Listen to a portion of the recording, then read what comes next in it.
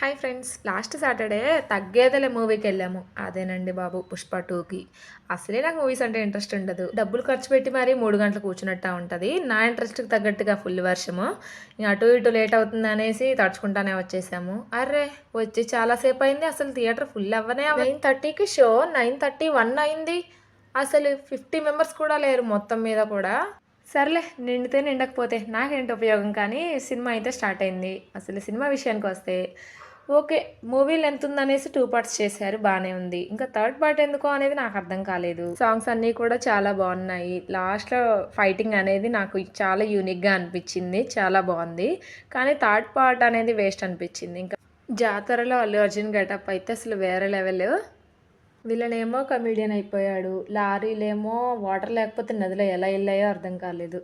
ఓకేలే మూవీ అయితే కంప్లీట్ అయిపోయింది. రిటర్న్ అయితే అయిపోయాం. పండుగైతే బా నచ్చింది. ఎందుకంటే తను అల్లు అర్జున్ ఫ్యాన్.